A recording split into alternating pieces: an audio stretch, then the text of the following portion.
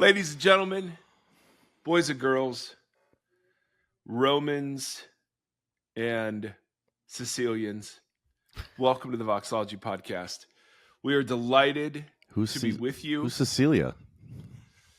She's breaking my heart. Oh, dang. Yep, she's shaking my confidence. I'm surrounded by Tims today. Ladies and gentlemen, welcome to the VOXOLOGY podcast with two Tims. Mr. Gombis, Dr. Gombis, Reverend Gombis. Mr. G these days. Mr. G, according to his kindergartners? Kindergarten. Yeah. Yeah, I for want a to hear couple about weeks. Yeah. It's been wild. What? Yes. It's kindergarten what? Like, are you with them the whole day? All day teaching various kindergarten. subjects? All day Okay. kindergarten, 9:30 to 4:30. What's that like? It's a real zoo. There's a vacancy at the school. The teacher took another job a week before school began. So these 5-year-olds have had no introduction to school. They don't know what they're doing. They don't know how to be quiet, how to sit still. You know, when we come to the carpet and they sit on their letter, you know, they don't know what is what. So it's herding cats, using my big voice and helping kids understand, you know, crisscross applesauce, hands in our laps, that kind of stuff, and eyes on me, all that kind of stuff. All the goodies. Everything I needed to know I learned in kindergarten. Well, they're going Mr. G. to be behind. Sorry, I've been vaping. Stafford, Gombis, welcome. It is so good to see your face. And Gombis had the same reaction to Stafford's blonde hair. That's as awesome. Seth Erie did. Just came on and said, boring. Wow, that's blonde. That's Wow. awesome. Yes. I think it's awesome. Mr. G, what subject are you doing? I mean, do they break it into subjects, or do you have the same group all day? It's the same group all day. It's everything. It's everything. We're learning the days of the week. We have the days of the week song. We have the months of the year song. Were you prepared for this? Not at all. I mean, I love these little kids. They're just so sweet. But you know, I try to. They come and sit at their tables and they do a little coloring thing, and I get their attention, and I always ask them like, what month do you think it is? Like, and then you know, they guess Saturday. No, it's not Saturday. What month is it? This is how I feel every day. Then about 10 minutes later, we sit on the carpet and we go through the month, the day, the date, and the year. Yeah. And I ask them again 10 minutes later, what month are we in? Wednesday. Yeah. No. Nope. So it's real basic. We're learning the numbers, the 1 to 20, days of the week, months of the year, and shapes and that kind of stuff. And it's what is Michael Corleone? Oh my gosh, Corleone. Jeez Louise, his Italian wife in Godfather 2. What is she like? Monday, Tuesday, Thursday, Wednesday. Similar. Have you said at all anything remotely like, I don't have a tumor? I gotta roll some of that out. No, any reference to anything would be pointless. No cultural references except to Blue. What's Bluey? Is that the latest? Blue's I don't great. know. It's been a minute since my kids were that age. I mean, bro, listen. So I'm tempted to spend the whole hour talking about kindergarten. That. Yeah. Well, today was amazing. like a massive jolt. I was up early, and so I got how early? It was like 2:30, and that's early. That's I put in about an hour and a half of grading Greek English translations from the Greek of Mark 13. And for the seminary, with exegetical notes for the seminary class I'm in, and then days of the week song. So that was like a real shift, bro. And Gets the full spectrum, and it was all right. It's okay, man. And then what time are you going to go to bed tonight? We're recording this on a Wednesday night because of Gombis's new schedule. Probably go to bed at after Wheel of Fortune, 9:30 or something like that. We'll see. I don't know. Okay. Anyway. Okay. I love it. I love it. Yeah, Tim Gombis, Mr. G. Absolutely. Absolutely it is. Stafford, have you started teaching yet?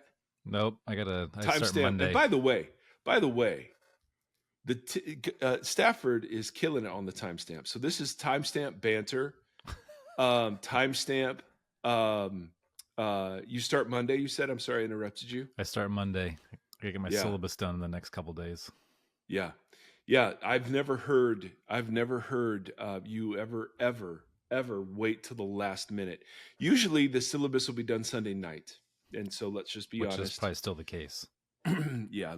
Let's not even say you're going to get to it in the next couple of days. There's no way. Some final tweaks. It is no. And is it in the same class? Don't you have 3 of the same class? Yeah, so I need to make one syllabus. Okay. But I'm trying to change it up because I'm bored. And so every semester I'm like, I'm going to change it up this time. Your hair is a change enough. It's fair. You know, they're all freshmen, though. They don't know. Oh, that's fair. They'll love it. All right. Just quick catch up. Gombis, how are your Cubs doing? Middling. I don't know. They're like middling. 2 games below 500, and it's a lost season. And that's fine. Yeah, you haven't had a found season in a few, but I mean, you did break 8 years. The curse, so you're fine. It's been 8 years. How are the Giants doing? Stafford? About the same. Nice. Okay, that's and it's timestamp baseball talk, and we're done. It's just terrible deja vu every year. It's just the Dodgers over and over. It drives me insane. Yeah. You don't have far to drive. Dr. Gombis, I have two. Tim and I spoke this morning about you in hushed tones, and we have 2 questions for you. One is personal. Oh no, and I have an email. Sorry, I have an email. Let's get that out of the way. One question set him up for some anxiety, and then just pivot. And then one's personal. Does it involve the Days of the Week song? Because I've got it down. But in Greek. What is the Days of the Week song? Like, could you give it to us just a little bit? It's to the tune of Addams Family. So it's Days of the Week. Snap, snap, Days of the Week. I like it already. There's Sunday and there's Monday, and then it goes on. Oh, Tuesday and there's Wednesday. Yeah. I mean, I guess I could fill it in at that point. Yeah, and I can ask him as many times. I can ask him as many times as I want. Yesterday was Tuesday. Yep. What's today? And February. What's today? Nope. What month is it? Thursday. It is so awesome. Okay, we got an international email. I thought you guys could help me with this one. Uh-oh. My name is Ahmet. I'm a bank staff in a Turkish bank. I've been looking for someone who's the same nationality as you. A citizen of your country died recently. He had in our bank fixed deposit of $11.5 million. My bank management is yet to know of his death. If my bank executive finds out about his death, they would use the funds for themselves and get richer, and I would like to prevent that from happening. Yeah. Only if I get your cooperation. Totally get it. I knew about it because I was his account manager. Last week, my bank management held a meeting for the purpose of a bank audit to note the dormant and abandoned deposit accounts. I know this will happen, and that's why I'm looking for a solution to deal with this situation. Mm-hmm. I request your cooperation to introduce you as the kin or heir of the account, as you are the same nationality as him. There is no risk. The transaction is carried out under legal agreement. I suggest we split the funds 60-40, 40 for me. I need this fund for my daughter's surgery, so keep this confidential. I won't tell anyone. So I'm in. I could use cool $7 million. Yeah. I thought that was very, very generous. Yeah, that's thoughtful to reach out. Yeah. So things that hit the VOXOLOGY. I mean, I was very encouraged. So, yeah, you guys are good with me giving out some personal information? Yep. Yes. Okay. Yeah. Fantastic. Dr. Gombis, the question I have for you that is personal, and it's not about you personally, it's a question that I'm wondering about personally. So we have been in our little church community in Tennessee, we've been talking through politics and the political nature of the kingdom. And we've been, fishing in the Sermon on the Mount, of course, for all sorts of upside down ways of being in the world, loving enemies and blessing persecutors and those sorts of things. And the question comes up over and over again. Okay, that's great for Jesus, but why did God sanction so much violence in the Old Testament? Like if Jesus like refuses the way of political violence in the New Testament, that's great, but isn't violence still an option for us because of Yahweh's character in the Old Testament? And I know, and of course, I mean, I have answers that are of the obvious variety to that sort of question, but I don't think we've ever asked you how it is that you read those accounts in Deuteronomy or Joshua or wherever, and kind of reconcile all that together. So I'm just curious, off the top of your head, how do you reconcile the problem of Old Testament violence and the Days of the Week song? That's what I'm wondering. Man. Yeah. Jeez, there's war and there's famine. Pestilence, backgammon. Yeah. Man, oh man. I just watched Life Aquatic with Steve Zissou, so that line comes to mind. Why don't we start out with a softball, some light banter?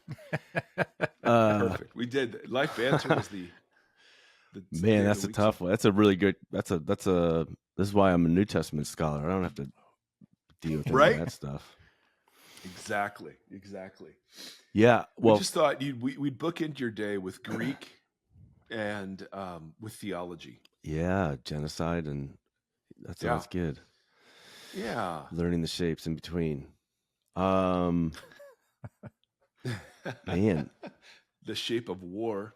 I would really love to talk to some Old Testament scholars who've thought through this far more than I have. I can offer. We would too, but you're the only one that I can offer a handful of thoughts, but then also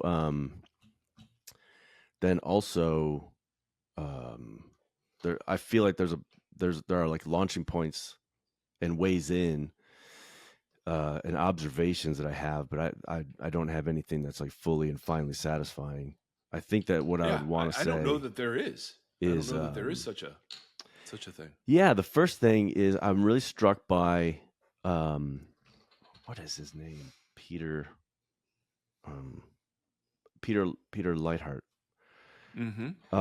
Contributed a chapter in a book on politics maybe 15 years ago, and he made the really interesting observation that whenever God acts in the Old Testament and there are scenes of judgment, it's never called violence, which I think is just really interesting.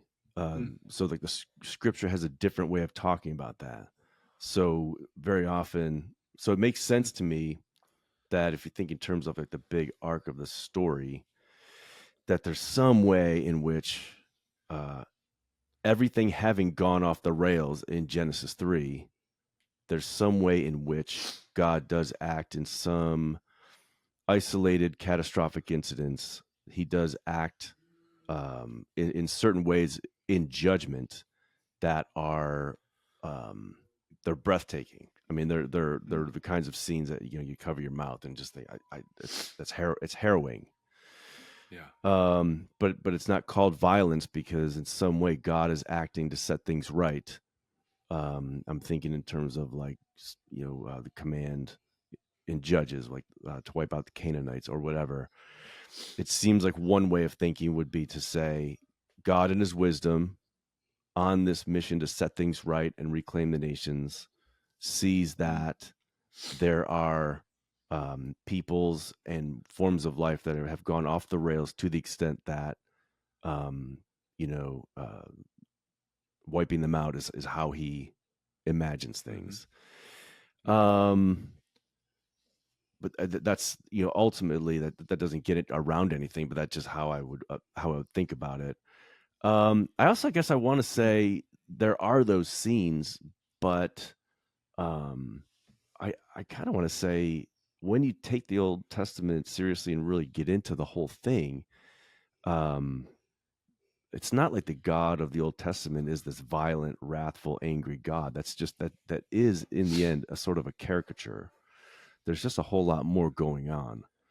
And then I would also want to say that any of those kinds of things that ever take place in the narrative of Scripture are always ordered by God, and Israel is the tribal or national human agents that he calls to execute that in a variety of ways, marching around Jericho while God brings about judgment or whatever. So Israel is his human agents on earth that bring that about, whatever that judgment is. And but it always stems in his will, and he orders it. I think that's important to say, because it's not the case that like violence is an option. Okay.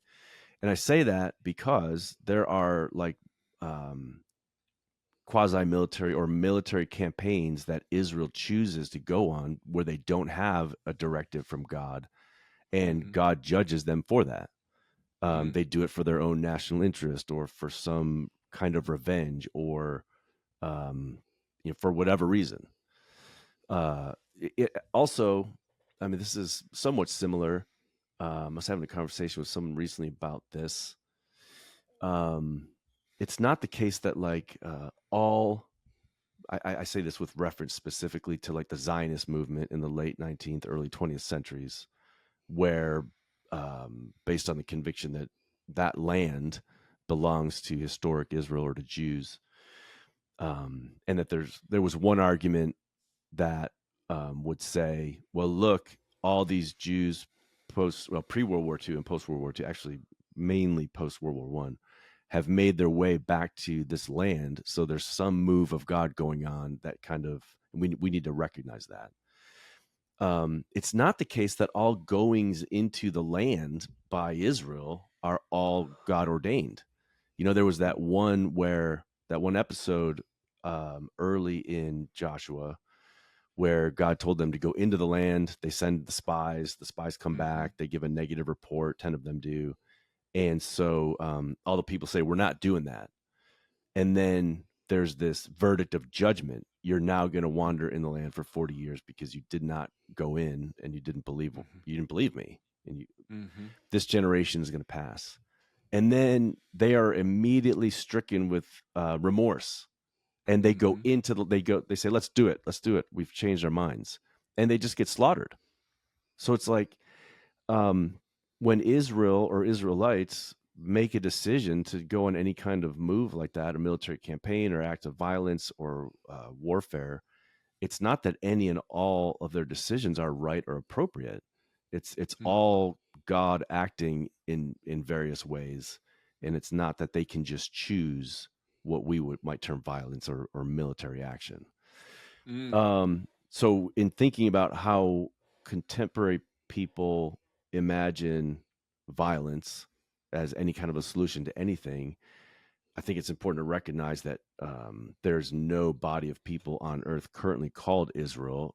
The modern nation state of Israel is a different entity, other than it's not biblical Israel. It's a national entity called Israel now. So there's no body of people that have that mantle. And then also, even if that were the case, it wouldn't solve anything or wouldn't mean anything, because anything that would rightly be done would be ordered by God. So, I mean, those are just some sort of thought forays into the topic, but I don't think there's any way of getting around the reality that, especially the Canaanite,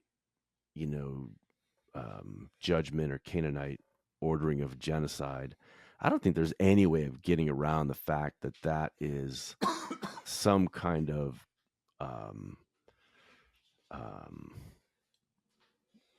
morally arresting and harrowing reality that is in Christian scripture. And to this point, it seems to me we don't have like a satisfying way to really think about it. I think if anything, it ought to put Christian people in the place of really shutting our mouths when we say things like, well, the Quran is a violent text, or other religions are violent. I mean, Christian violence based on those texts, Christian violence since like the 3rd, 4th centuries and beyond, actually since the 2nd century, Christian violence against Jewish people has been part of our story, and it's something that we have to reckon with and own up to. I'm not the one that has the ultimately satisfying account, and I've not read the ones that Old Testament people tell me are some of the better treatments. Yeah. The thing I love about you is your willingness to foray into areas outside of expertise, because we don't have expertise and we're doing forays all the time. So it's nice to have a travel companion. I mean, I've heard people talk about it, like Walter Moberly. I've heard, my good friend Jonathan Greer. But to me, I've not heard like the satisfying account. It's not satisfying. It's not. No. I've heard 3 variations of the Israelites misinterpreted God's intentions through the ancient sort of warfare king motif. And so what you're reading are the Israelites' understandings of Yahweh's commands, but not Yahweh's actual intentions. I've read Greg Boyd. Are you familiar with him at all? Yeah, that God takes on the appearance of ugliness in the Old Testament because he's accommodating to ancient understandings and worldviews. So for the Israelites, there was no other way for them to conceive of, at least in some cases, a military victory other than at Yahweh's order. You're shaking your head at that one. Was I? It's that. See, I what I hesitate about is that there was God. It's there are just so many indications that in the Old Testament that God from the beginning was this sort of backwards, upside down, counterintuitive deity. I mean, I think it's important to read the account of Cain and Abel in that sort of a, to perhaps read back from other Old Testament texts to read that God preferred Abel over Cain because he was the younger, not because there was anything deficient in what Cain did with his sacrifice. He just chooses one sibling all the time. Doesn't say anything about the other one. He chooses contrary to cultural expectations. But then also like the Jericho episode where God makes all these moves to ensure that Israel, that God's judgment is like, is done with Israel not imagining that it had any role to play other than some nut jobby kind of thing to do. Like, okay, march around the city and bang away on your instruments. And then what he does with Gideon, I mean, Gideon is like this private, he's got like this private army. Like he's a warrior and not a good person in that narrative. And so when he's tasked with this mission of deliverance, he's like, we got this. Like, I mean, this is what he does. He's like Blackwater. I mean, that's him.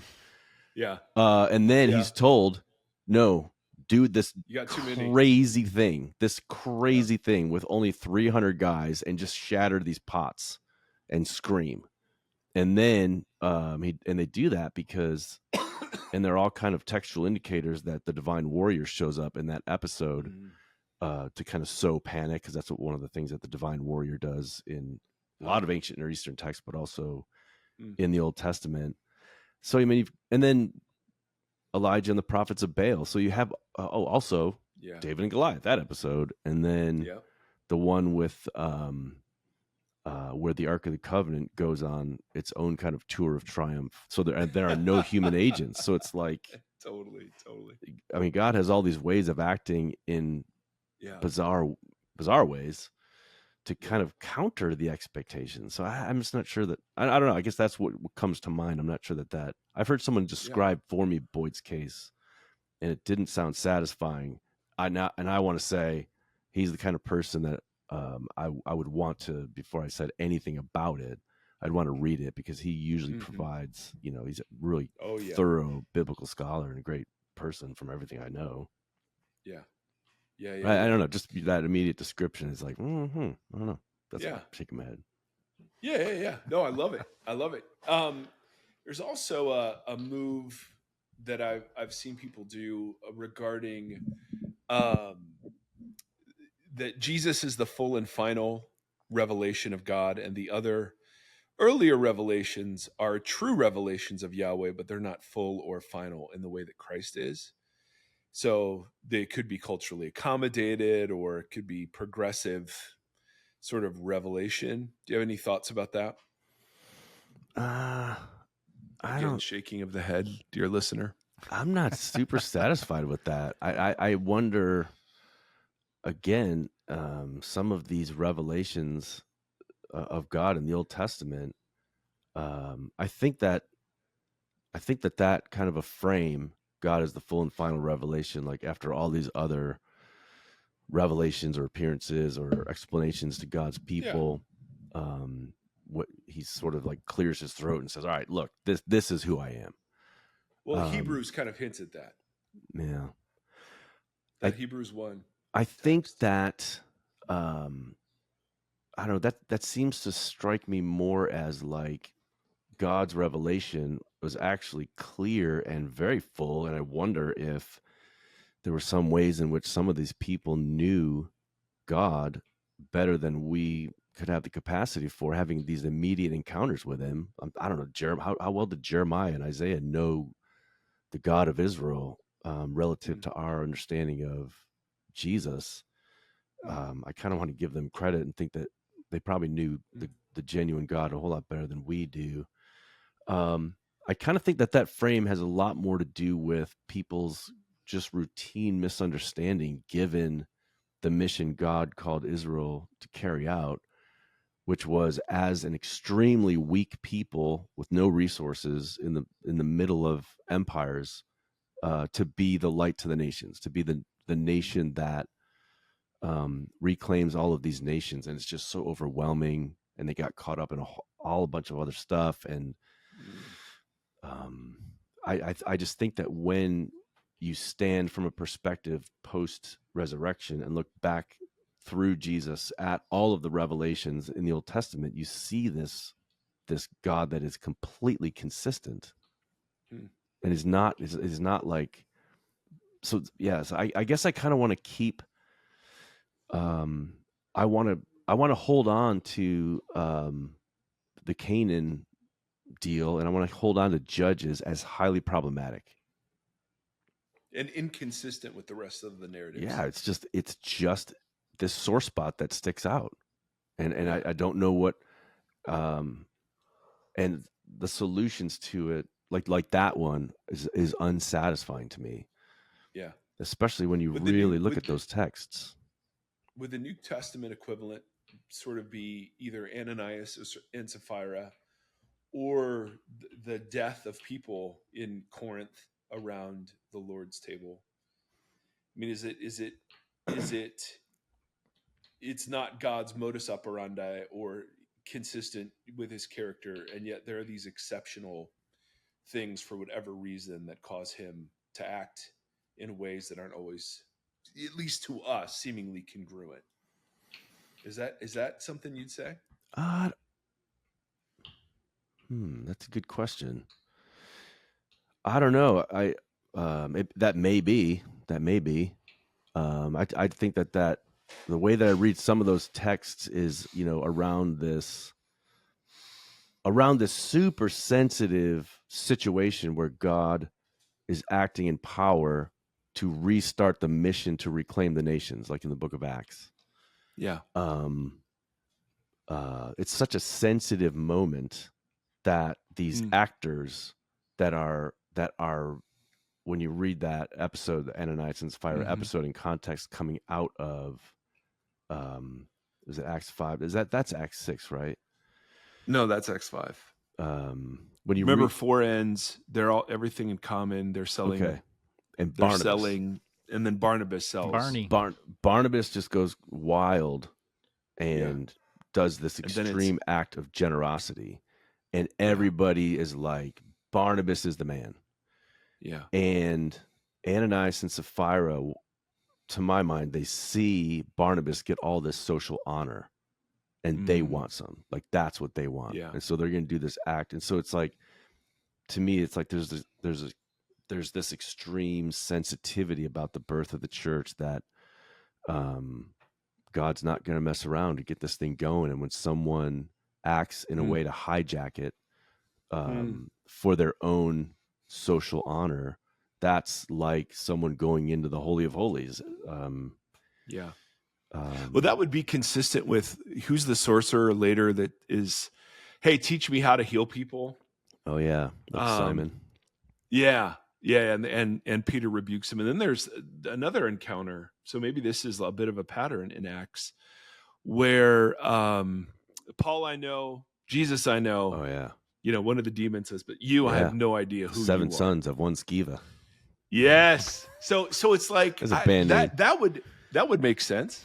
That's a good band name. Absolutely. Yeah, it's So yeah, that's kind of how I see these things playing out. They're arresting, they're harrowing, and I think that like it's and again, all these things are not so much God commissioning people to go out and do this to unbelievers. This is how God deals with his own people. Like the people most on the hot seat is the church. The church is the target of God's overpowering love, and he's a jealous God, wanting his people to be on the lookout for the overlooked and forgotten. And the church is God's agent of his love for the world, and his agent of welcome and hospitality. And when people hijack that for some other purpose, God's upset. I mean, he cares about people that culture says don't matter. And so when people seek their own prestige and power, because God is not a God that seeks his own prestige and power, he is not cool with that. That's a real, again, that's it's frightening. Yeah. Stafford, your brain, I can hear it. The blonde curls are turning. I think Gombis and I both have some sort of lung crud that's happening. Lung right crud. now. That's another band name. Yes. Lung fungus. How do you hold all that? So for folks that are listening and this is a sore spot or a thorn in, because it seems like oftentimes when we have discrepancies that we can't make peace with in the text, that word accommodate gets thrown around. Like it's almost kind of like a little pass, like, oh, well, this is God accommodated. It may not seem like it fits his character, but he's accommodating to X, Y, and Z.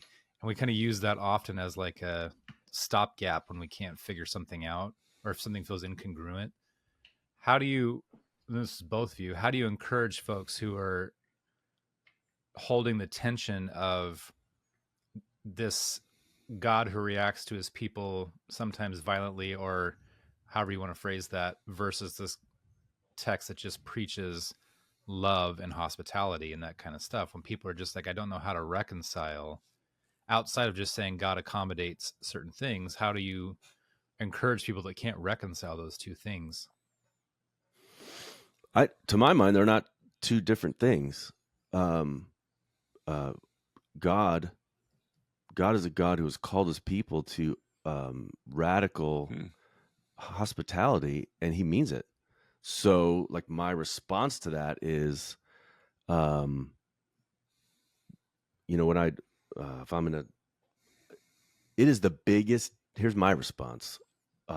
Yes. God is so concerned about hospitality to the overlooked, forgotten, neglected, marginalized, oppressed, that he will, just like in the Old Testament in Isaiah, when he puts on his armor, that's what the armor of the Lord passage is based on. Isaiah 59, when his people became a people of injustice, he put on his armor and became the divine warrior against his people. And that's when he rolls up his sleeves, he ain't just putting on the Ritz. Is that what you're saying? Sorry, go ahead. So like, to me, that's like, and Isaiah and Jeremiah and Ezekiel are all pulling out their hair thinking, how on earth Are you people Right. not freaked out about this, that you're still tolerating injustice and poverty among you? So Right. now in this age, God is still really concerned Well, that's about Corinthians. that's exactly it.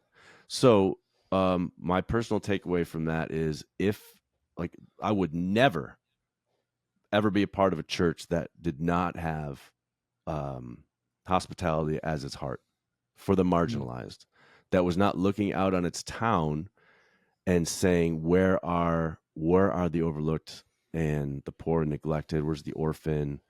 Where are there, childhood poverty is a major issue in urban settings, in rural settings. If that's not on the radar, stay the hell away. If I mean, evangelical churches were up in arms, and one of the chief opposers of the Americans with Disabilities Act. To my mind, I would just never want to go anywhere near a church like that, because God stands opposed to churches that, because of financial concerns, don't want to make accommodations to deal with people, with disabled people, people with disabilities, and their families who don't experience welcome in churches. In churches that look out on their towns and are not concerned about, single parents or shut-ins that are aged, and they're just concerned with, growing their numbers so that their prestige and footprint increases.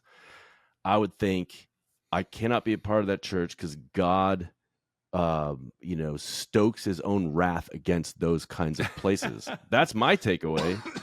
Yeah. That frightens me, and it really, that really concerns me. Yeah.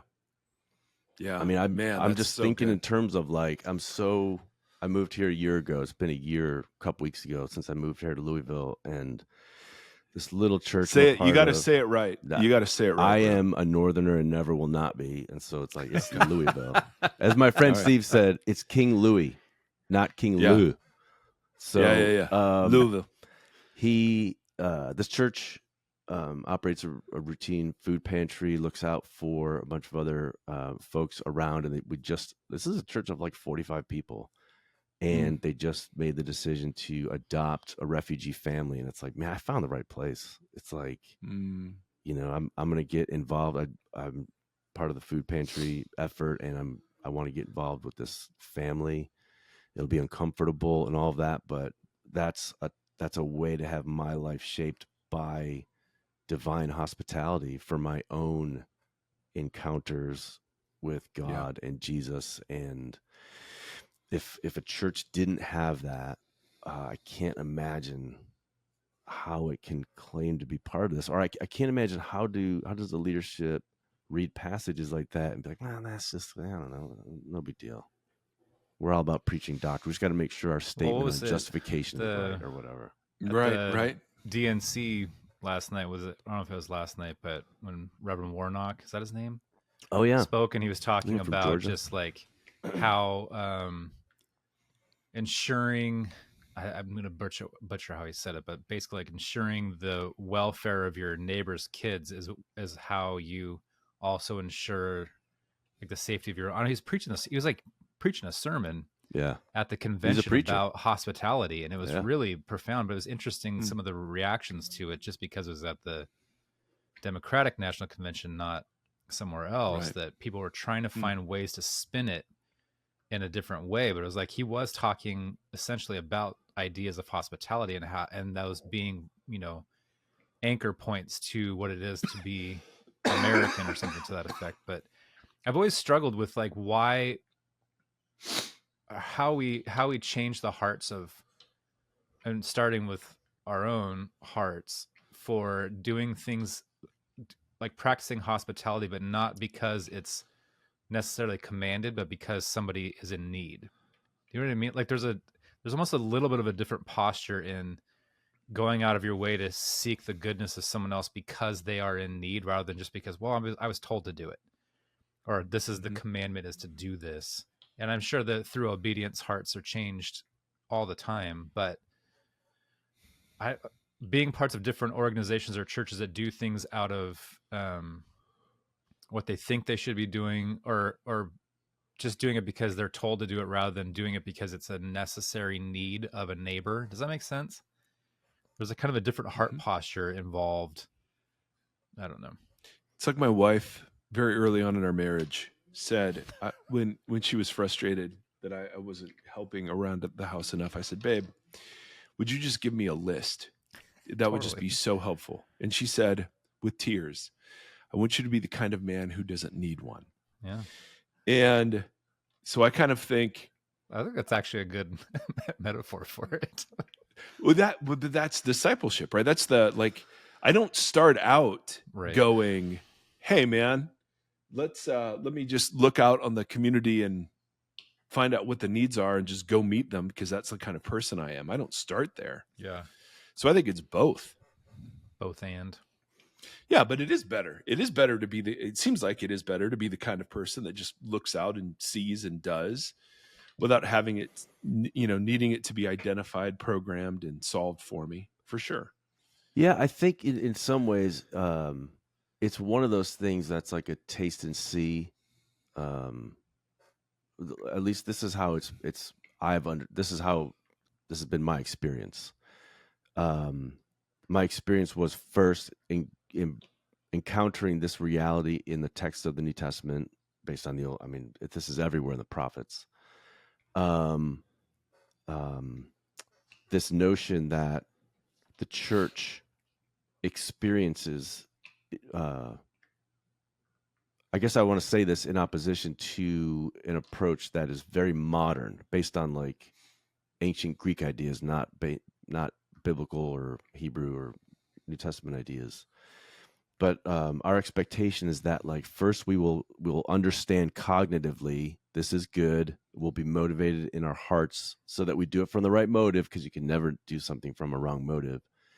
And then we'll be compelled or impelled to sort of take on these tasks, and we'll find just the right places that are just that are perfectly comfortable. We could take pictures and come back and report on what we've done. That kind of expectation is completely unrealistic, and I don't think it's what the New Testament envisions. I think that how the New Testament lays things out is that this reality is what the church is called to clothe the naked, to feed the hungry, to visit prisoners, to welcome foreigners, to look for people in need, and to have solidarity with them, because Jesus says, whenever you did it to those people, you did it to me. So what Jesus is saying, and then in the hospitality passage in Mark 9, he says, as often as you welcome these people, you welcome me.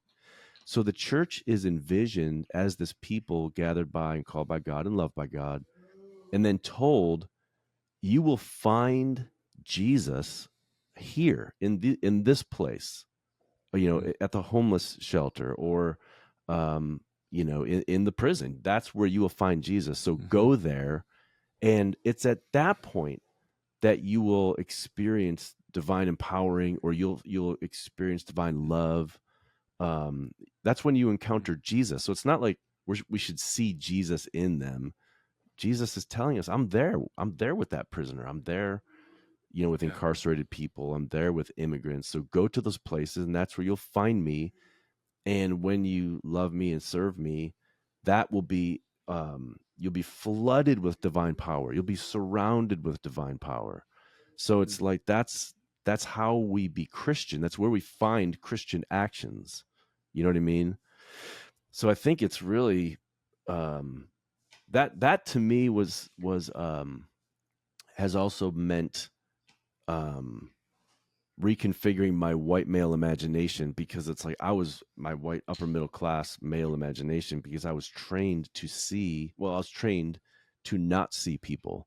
I was trained to see other white middle class people, and I was not trained, to see all of the people who are other. And when you do just a little bit of eye-opening exercises and looking around, they're everywhere. They're us. And those kinds of patterns of life that we can develop are exercises in solidarity. They're not paternalistic. We do good because we're the saviors. We go to places and we have solidarity. and experience humanity. And what I have found is there's this regular experience of surprise. Like I come away enlivened, enriched, deepened, widened, and then and it's also part of the equation is making sure that bellies are filled, making sure that people have shelter, doing what we can. I'm going there to receive a gift. Yeah, I'm going there to experience and step into my own humanity. See, that's where Seth, for me, has wrecked in the best way possible, because we don't have to go out and find somebody on the margins. Like, I pick him up every day from school with his little friend, and who has her own sort of quirky habits, and they sit with their teacher, and it's been totally transformative to kind of see the world through his eyes, and then see how other people sort of react to him and treat him. And so enlivening is a great word to describe that. Absolutely. Yeah, to me, especially when you frame it with the savior complex. How did you put it up? So going in as a savior versus going in, how did you to have solidarity and to experience our own humanity? We're not saving anybody. Those postures are so different. They're radically different. But we get real lost in it. Though. I'm the one being saved. Yeah, God. It's like God sends the church to those spaces to save the church. Mm-hmm. Yeah, you know what I mean. We're not the answer. And it's also this is why Jesus wants to save Christians. This is why I hate that metaphor, and why I just want to point out that the metaphor of the body of Christ is a metaphor that Paul he uses to say that every body part matters. We are the body of Christ. Someone's an elbow, someone's a whatever, a femur, and it's like, and because every body part matters. Yeah. But Western Christians have transformed that metaphor to say, we are the body of Christ. We have to go be the hands and feet of Jesus. That flows straight from paternalism. That's not how Paul employs that metaphor. Whoa. Do you know what I mean? Like, we're like, as if we are we go out and dispense Jesus to the world. You're welcome. You're welcome, America. It's like, no. Yeah. Yeah. It's like we're the ones giving thanks for these opportunities. That has shaped like how I've been going into these elementary schools. It's been just so interesting to observe, like when I go into a classroom from the place of like, it's a privilege to, like, these kids are it's my delight to be among them and with them, and get down to their level and have conversations, and just call on every bit of my 4 years of high school Spanish to talk to the kids that don't speak any English, just to say, hey, you're here and you matter. Because I make public claims to be somehow attached to the God who's the Father of Jesus, it's not that he also sees these kids. His special attention is on them. Like he is especially attentive to the kids that need school breakfast and lunch, and that like this just broke my heart.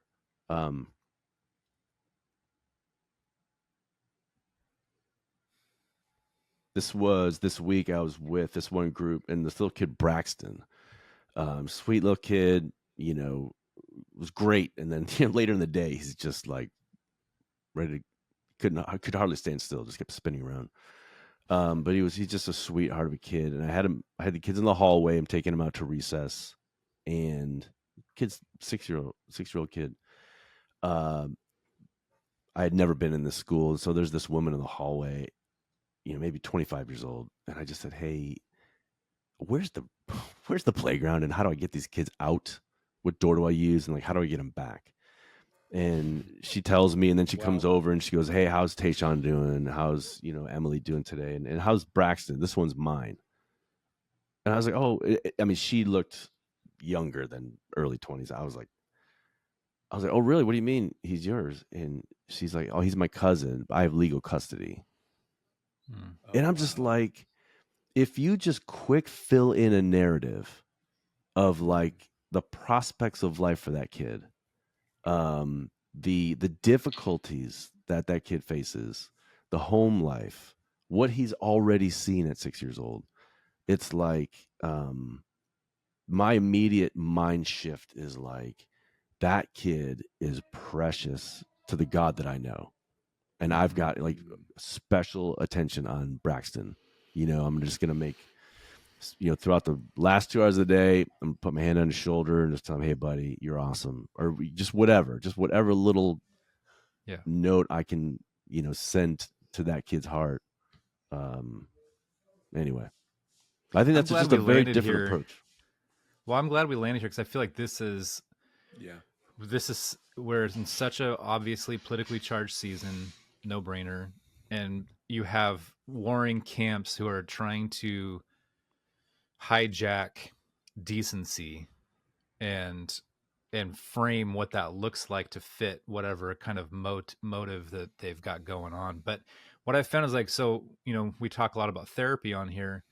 As I've been going through anxiety and how to handle all that kind of stuff that I've never had tools for my entire life, one of the things that's been so helpful for me is to stop, take a breath, assess what's going on, and kind of push the emotions that are not necessary out of the way, blah, blah, blah.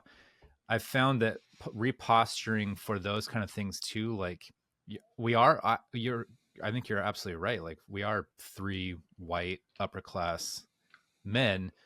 There are postures that we've been given and that we've been built into that I have to like. So even if I do go into a situation where I'm trying to be hospitable, but I'm doing it with I'm not looking at it in the right way. Maybe I am going in with a subconscious savior complex. I have to take a breath sometimes to reposture, to let that be the situation. Like the situation you're talking about with Braxton. I think that it's as we talk to an audience that is, reconstructing or whatever, trying to figure out what does it mean to be this people who believe in this Jesus and whatever, however you want to frame that, however you want to phrase that or name that.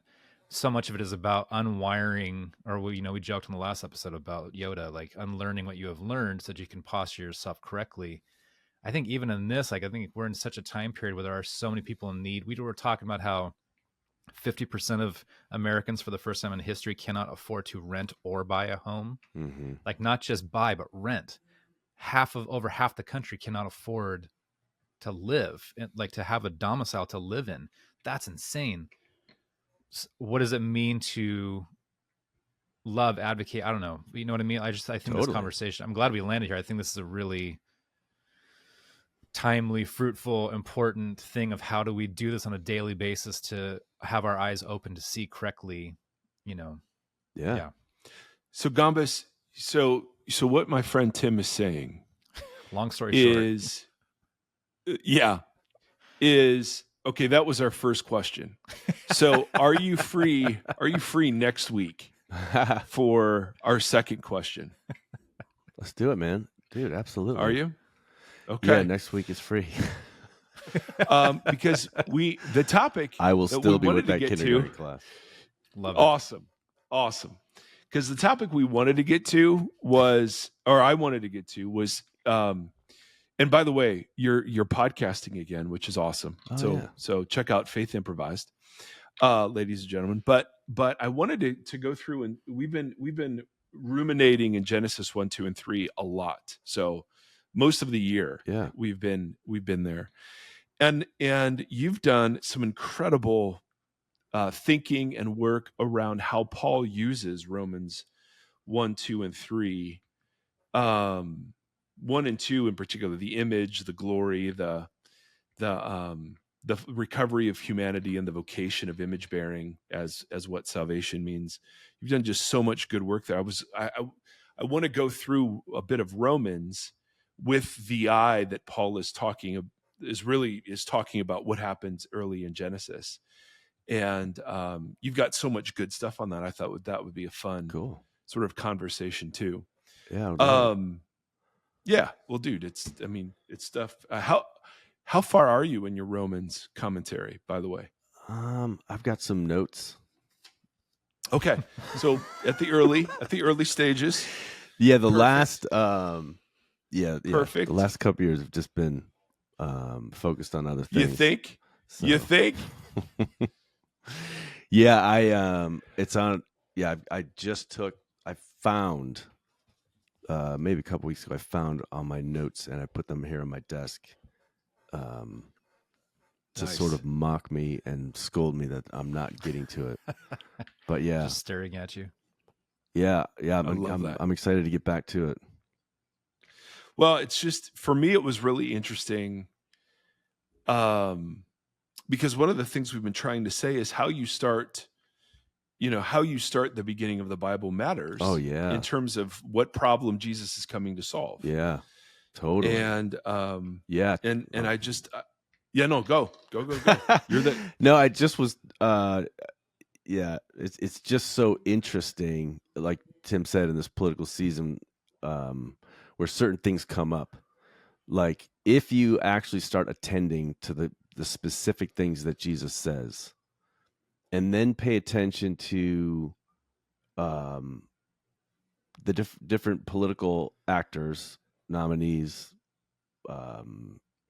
potential candidates for offices, who's talking about neighbors, who's talking about people who need help, who's talking about school lunches, who's talking about kids and families and immigrants and incarcerated people, because that's who Jesus cares about, and who's talking about sustainability and care for the earth, because if you just bridged Genesis 1, 2, and 3 and Romans, all of Romans, there's a narrative arc that's at the heart of the whole story. That is, the human commission is to care for God's world, earth, rivers, lakes, dogs, animals, llamas, all the rest, and to see to it that they all enjoy God's hospitable environment. And that project has gone off the rails. It makes God angry, and it grieves the Spirit, and the Spirit is groaning specifically because his world is groaning. And the thing that God did to reverse that bad situation is he reclaimed image bearers, so that image bearers would once again care for created things. And like that's the Christian story. So who's talking about don't give away too much. Who's talking about caring for created things? Yes. Well, that's like, what did I text you? I texted Mike an article the other day, and I said, this is where I find myself in this season, is trying to reconcile how to love my enemy while still resisting what they're doing.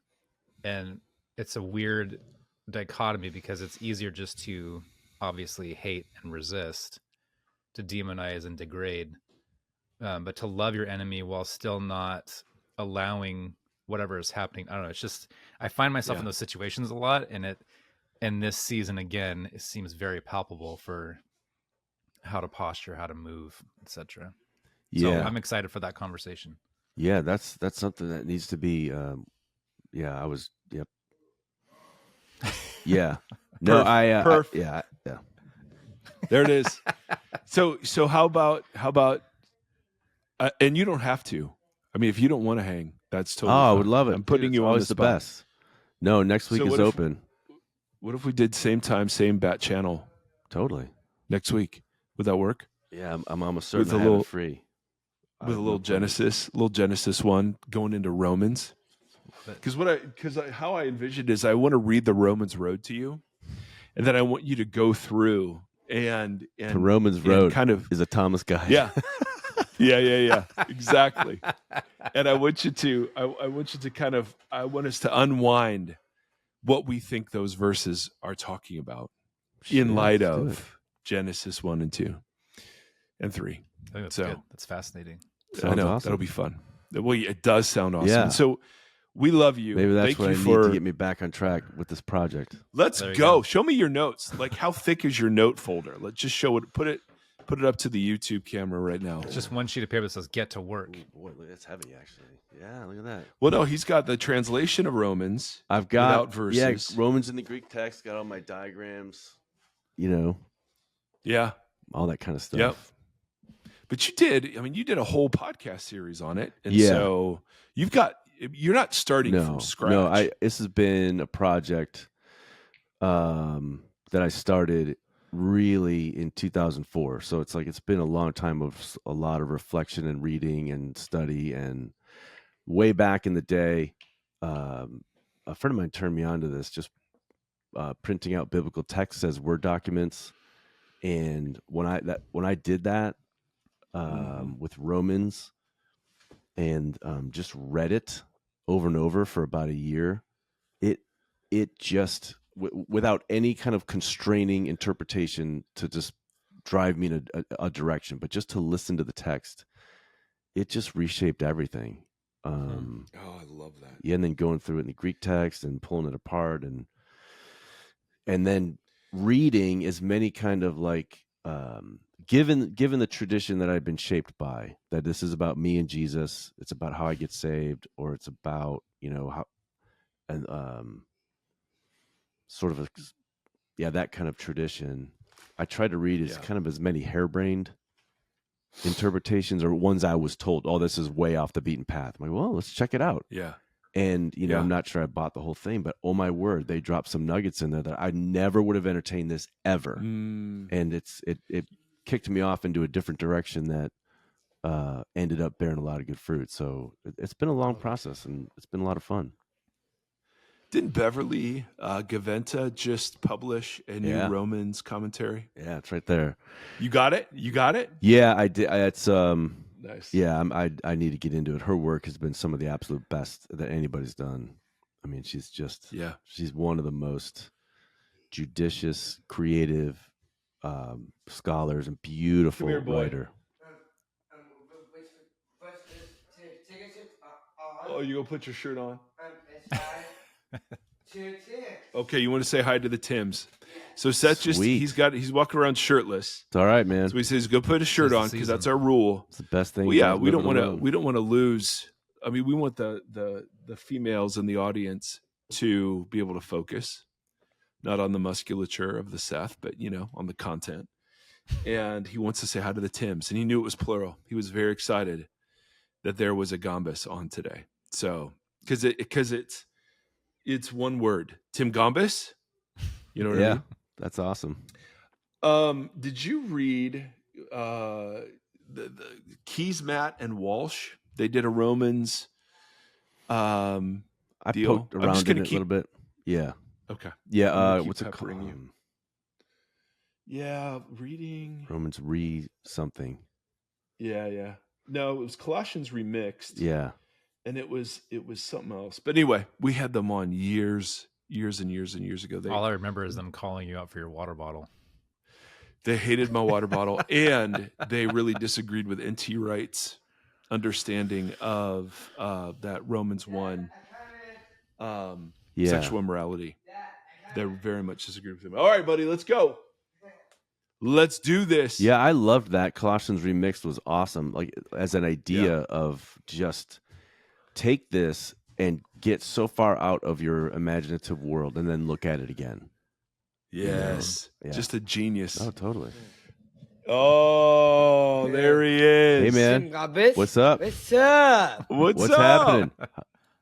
Good, doctor. Yeah, thank you. What? How are you today? How was school? I'm good. Yeah, did you see all your friends? It's great today. That's fantastic.